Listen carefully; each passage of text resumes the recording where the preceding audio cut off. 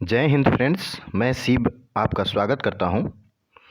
Friends, हम लोग complete Indian politics series के भाग 5 को पढ़ रहे थे और भाग 5 में जो है हम लोगों ने पिछले वीडियो में फ्रेंड्स प्रधानमंत्री के बारे में जाना और उसमें ये भी जाना कि स्वतंत्रता उपरांत जो है स्वतंत्रता उपरांत से लेकर अब तक जो है कौन कौन से प्रधानमंत्री रहे हैं। तो इन सारी बातों को जो है हम लोगों ने पिछले वीडियो में कवर किया और इस वीडियो में फ्रेंड्स हम लोग केंद्रीय मंत्रिपरिषद को कवर करेंगे, यानी कि सेंट्रल काउंसिल ऑफ मिनिस्टर्स को हम लोग कवर करने का प्रयास करेंगे। सेंट्रल काउंसिल ऑफ मिनिस्टर यानी कि केंद्रीय मंत्रिपरिषद को कवर करने का प्रयास करेंगे। तो फ्रेंड्स, केंद्रीय मंत्रिपरिषद की बात करें तो केंद्रीय मंत्रिपरिषद यानी कि केंद्र में जो सरकार होती है और वो उसमें जो जितने भी मंत्री शामिल होते हैं उस मंत्रिपरिषद में, उसका अध्यक्ष जो है पीएम होता है, यानी कि प्रधानमंत्री होता है। और ये बात जो है संविधान के अनुच्छेद 74 में ये एक बात कहा गया है कि राष्ट्रपति को सलाह के लिए मंत्रिपरिषद का उपबंध जो है किसमें किया गया है, अनुच्छेद 74(1) में, आर्टिकल 74(1) में राष्ट्रपति को सलाह के लिए मंत्रिपरिषद का व्यवस्था किया गया है, उपबंध किया गया है, प्रावधान किया गया है। और मंत्रिपरिषद जो है मंत्रिमंडल से बड़ा होता है, यानी कि मंत्रिमंडल में जो है मुख्य मंत्री शामिल होते हैं और मंत्रिपरिषद जो है बड़ा होता है, इसमें सभी मंत्री लगभग शामिल होते हैं। और मंत्रिपरिषद में जो है मंत्रिपरिषद में सभी मंत्री शामिल होते हैं, जबकि मंत्रिमंडल की बात करें तो इसमें जो है प्रमुख मिनिस्टर्स ही होते हैं। ये बात जो है आपको ध्यान रखनी है। तो मंत्रिपरिषद को अंग्रेजी में काउंसिल ऑफ मिनिस्टर और मंत्रिमंडल को जो है हम कैबिनेट कहते हैं। तो कैबिनेट में जो है प्रमुख मंत्री ही शामिल होते हैं, ये बात जो है आपको ध्यान रखनी है। उसके बाद मंत्रियों के विभिन्न स्तर होते हैं और अलग अलग स्तर के जो है मंत्री होते हैं, इनका अलग अलग लेवल होता है। तो लेवल ऑफ मिनिस्टर्स के बारे में जानेंगे। तो कैबिनेट मंत्री होती हैं, राज्य मंत्री होते हैं, उप मंत्री होते हैं, उसके बाद संसदीय सचिव भी होते हैं। तो फ्रेंड्स, बात करें सबसे पहले कैबिनेट मंत्री की, यानी कि कैबिनेट मिनिस्टर की। तो कैबिनेट मंत्री जो है मंत्रिपरिषद के जो है सबसे महत्वपूर्ण मंत्री यही होते हैं और ये जो है अपने विभाग और मंत्रालय के प्रमुख होते हैं। जैसे गृह मंत्री अभी हैं अमित शाह, रक्षा मंत्री राजनाथ सिंह, तो ये जो है कैबिनेट मिनिस्टर्स हैं। और लॉ मिनिस्टर रविशंकर प्रसाद, तो इस प्रकार ये सभी जो है कैबिनेट मिनिस्टर है और इनके पास जो है अपना विभाग और मंत्रालय होते हैं। और समानतः जो है कैबिनेट मंत्री और प्रधानमंत्री से मिलकर जो है मंत्रिमंडल, यानी कि कैबिनेट पीएम और जितने भी कैबिनेट मंत्री होते हैं इन्हीं से मिलकर जो है मंत्रिमंडल का निर्माण होता है, जिसमें प्रमुख मंत्री शामिल होते हैं। उसके बाद बात करें राज्य मंत्री की, तो राज्य मंत्री इन्हें जो है कैबिनेट की जो बैठक होती है उसमें जो है ये भाग नहीं ले सकते राज्य मंत्री। तो कैबिनेट की बैठक में जो है राज्य मंत्री को भाग लेने का अधिकार इनको नहीं होता है। और इनकी जो दो श्रेणी होती है, एक जो है स्वतंत्र प्रभार के मंत्री होते हैं जो कि अपने विभाग में प्रमुख होते हैं, और दूसरा जो होते हैं बिना स्वतंत्र प्रभार वाले होते हैं, यानी कि एक्टिंग होते हैं। ये जो है कैबिनेट मंत्री के अधीन कार्य करते हैं। तो राज्य मंत्री में दो तरह के मंत्री आते हैं, स्वतंत्र प्रभार और बिना स्वतंत्र प्रभार। उसके बाद बात करें फ्रेंड्स, तो उप मुख्यमंत्री की बात हो रही है, यानी कि जूनियर मंत्री की बात हो रही है, कनिष्ठ मंत्री की बात हो रही है। तो जो किसी कैबिनेट मंत्री अथवा स्वतंत्र प्रभाव वाले राज्य मंत्री के अधीन, यानी इस या तो कैबिनेट के अधीन काम करेगा या स्वतंत्र वाले के अधीन काम करेगा, तो इसको जो है हम लोग उप मंत्री की श्रेणी में जो है इसे बांटेंगे। तो उप मंत्री के ये श्रेणी में आते हैं। उसके बाद एक विशेष चीज़ है किचन कैबिनेट होता है, और किचन कैबिनेट में जो है फ्रेंड्स प्रभावशाली मंत्री इसमें शामिल होते हैं, इसमें विश्वास पात्र सहयोगी शामिल होते हैं और जिनसे जो है प्रधानमंत्री ज़्यादातर जो है इसमें सलाह मशवरा करने का प्रयास करते हैं। तो ये एक्स्ट्रा फैक्ट है किचन कैबिनेट के बारे में। उसके बाद बात करें फ्रेंड्स संसदीय सचिव के बारे में, तो संसदीय सचिव सभी मंत्रालय के सचिव होते हैं। तो संसदीय सचिव जो है विभिन्न मंत्रियों की सहायता करना जो है इनका काम होता है और इनमें ज़्यादातर जो है सिविल सर्वेंट होते हैं। तो इनका कार्य जो होता है मुख्य रूप से ये जितने भी विभाग के मंत्री होते हैं उनका सहायता करना होता है। और इनका जो संसदीय सचिव का दर्जा होता है वो लगभग जो है मंत्री के बराबर होता है, मंत्री के बराबर जो है इनको दर्जा दिया जाता है। और संविधान निर्धारित मंत्रिपरिषद के आकार का अतिक्रमण न हो, इसलिए जो है संसदीय सचिव को जो है सैद्धांतिक रूप से मंत्रिपरिषद में इनको शामिल नहीं किया जाता। संविधान आधारित जितने भी रूल है इसका अतिक्रमण न हो, इसलिए मंत्रिपरिषद में इसको शामिल नहीं किया जाता, मंत्रिपरिषद समूह में ये नहीं होते हैं, ताकि जो है संविधान का जो है संविधान निर्धारित मंत्रिपरिषद का जो है अतिक्रमण नहीं हो।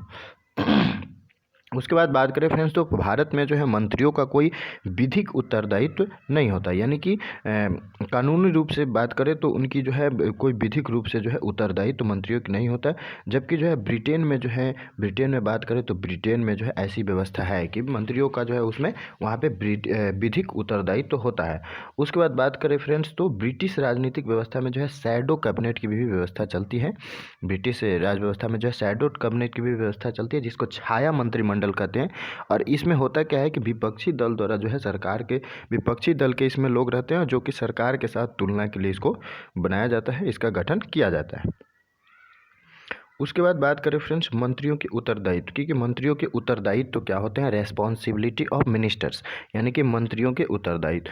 तो दो तरह के उत्तरदायित्व होते हैं, एक उनकी व्यक्तिगत यानी कि पर्सनल रेस्पॉन्सिबिलिटी होती है, और दूसरा जो है ग्रुप में रेस्पॉन्सिबिलिटी है, यानी कि सामूहिक रेस्पॉन्सिबिलिटी होती है।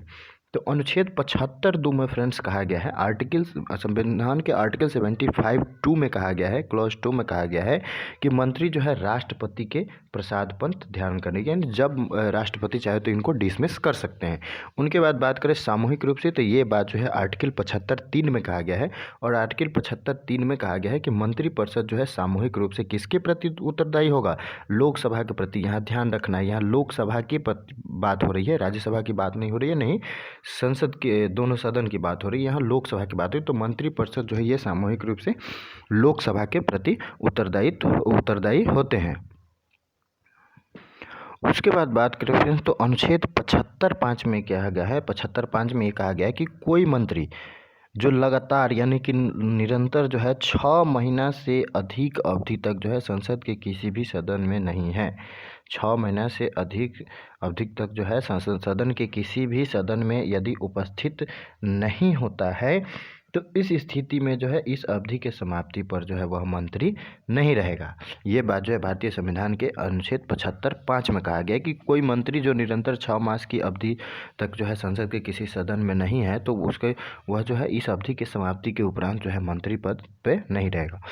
उसके बाद बात करें फ्रेंड्स, तो 91वें संविधान संशोधन 2003, 91वें संविधान संशोधन 2003 के माध्यम से जो है 75(1) के क को अंत स्थापित किया गया, और उस 75(1) के क में यह कहा गया, यह बात कही गई कि मंत्रिपरिषद में प्रधानमंत्री सहित जो है मंत्रिपरिषद जो होते हैं टोटल, उसमें पीएम को मिला के यानी कि प्रधानमंत्री सहित मंत्रियों की कुल संख्या जो भेजाएगा वह जो है लोकसभा के सदस्यों के कुल संख्या के 15%, यानी लोकसभा में जितने भी सदस्य हैं, तो अभी जो है लोकसभा में टोटल 545 सदस्य हैं, 543 पे चुनाव होता है। तो पूरे जो है मूल रूप से सदस्य की बात करें तो 552 है। तो इस प्रकार जो है लोकसभा में जितने भी सदस्य हैं उनके सदस्यों की संख्या से जो है 15% से जो है उनके सदस्यों की संख्या के 15% से अधिक नहीं होना चाहिए। किसकी संख्या, मंत्रिपरिषद की संख्या की बात हो रही है। तो ये बात जो है 91वें संविधान संशोधन 2003 द्वारा जो है इसमें लागू किया गया। उसके बाद बात करते हैं फ्रेंड्स महाधिवक्ता की, यानी कि भारत के महान्यायवादी की, यानी कि अटॉर्नी जनरल ऑफ इंडिया की, भारत के महान्यायवादी की अब हम लोग बात करेंगे, जिसका जो है संविधान के अनुच्छेद 76 में जो है इनका प्रावधान किया गया है। अटॉर्नी जनरल ऑफ इंडिया के भारतीय ये संवैधानिक पद है, क्योंकि संविधान में इसका उल्लेख है, और जिस पद का जो है संविधान में उल्लेख होता है तो वो संवैधानिक पद होता है। तो इस प्रकार जो है महान्यायवादी का जो पद है ये संविधान में इसका चूँकि उल्लेख है तो ये संवैधानिक पद है।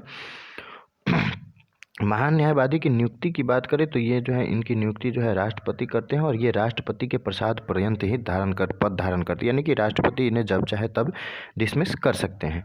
उसके बाद बात करें फ्रेंड्स, तो ये जो है भारत सरकार के जो है सर्वोच्च विधि अधिकारी होते हैं। भारत सरकार के जो सर्वोच्च विधि अधिकारी कौन होते हैं, भारत का महान्यायवादी यानी कि अटॉर्नी जनरल ऑफ इंडिया। उसके बाद बात करें फ्रेंड्स, तो 3 अधिकारियों को विधि अधिकारी माना गया है।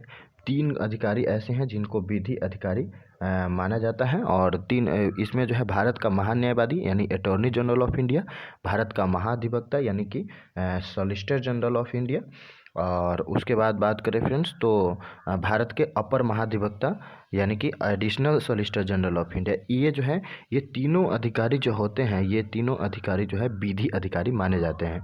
Solicitor general of India, attorney general of India और additional solicitor general of India. उसके बाद महान्यायवादी जो है नियुक्त होने के लिए फ्रेंड्स, महान्यायवादी नियुक्त होने के लिए ऐसी योग्यता होना चाहिए जो उच्चतम यानी सुप्रीम कोर्ट के न्यायाधीश के लिए जो योग्यता चाहिए वही जो है महान्यायवादी के महान्यायवादी यदि नियुक्त होना है तो सुप्रीम कोर्ट के न्यायाधीश की जो योग्यता अर्हता चाहिए सुप्रीम कोर्ट के न्यायाधीश होने के लिए, वही अर्हता जो है महान्यायवादी होने के लिए भी चाहिए। तो ये बात ध्यान रखना है। उसके बाद जो है ये जो है वैधानिक पद होते हैं, जबकि additional solicitor general of India ये जो है वैधानिक पद है यानी कि विधि द्वारा बनाए गए पद है, जबकि अटॉर्नी जनरल ऑफ इंडिया की बात करें तो ये जो है संवैधानिक पद है। और इनकी योग्यता की बात करें तो एलिजिबिलिटी वही होना चाहिए जो सुप्रीम कोर्ट के न्यायाधीश की होती है। उसके बाद इनके पावर्स की बात करें तो भारत के महान्यायवादी जो कि एक संवैधानिक पद है, और इन अटॉर्नी जनरल ऑफ इंडिया के पावर्स की बात करें तो अनुच्छेद 76(3) में कहा गया है कि अनुच्छेद 76(3) में कहा गया है कि महान्यायवादी को जो है सभी न्यायालयों में, माने भारत के जितने भी न्यायालय है उस सभी न्यायालयों में सुनवाई का अधिकार है। और ये बात जो है भारतीय संविधान के अनुच्छेद 76(3) में कहा गया। और अनुच्छेद 88 में जो है फ्रेंड्स महान्यायवादी से संबंधित एक प्रावधान है, और इसमें कहा गया है कि महान्यायवादी को संसद के किसी भी सदन की बात कर रही है, किसी भी सदन में दोनों सदनों की संयुक्त बैठक तथा संसद की किसी भी समिति में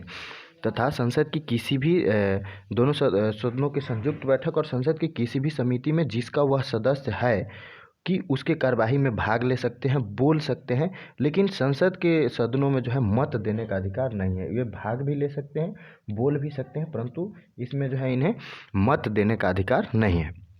तो ये जो है अनुच्छेद 88 में महान्यायवादी की शक्तियाँ दी गई हैं। उनके बाद अनुच्छेद 105 के क्लॉज 4 में, अनुच्छेद 105 के क्लॉज 4 में भी महान्यायवादी की शक्ति दी गई है, और उसमें कहा गया है कि महान्यायवादी को अपने कार्यकाल के दौरान, यानी वे जब एक्टिव है अपने कार्यकाल के दौरान, तो उस दौरान जो है संसद सदस्यों को प्राप्त होने वाली सभी उन्मुक्तियाँ और विशेषाधिकार प्राप्त होते हैं। यानी जो संसद सदस्य को उन्मुक्ति और संसदीय विशेषाधिकार प्राप्त होते हैं, ठीक वहीं जो है उन्मुक्तियाँ और विशेषाधिकार भारत के महान्यायवादी यानी कि अटॉर्नी जनरल ऑफ इंडिया को भी आर्टिकल 105 क्लॉज 4 के तहत जो है वही शक्तियां और प्रावधान प्राप्त होती हैं।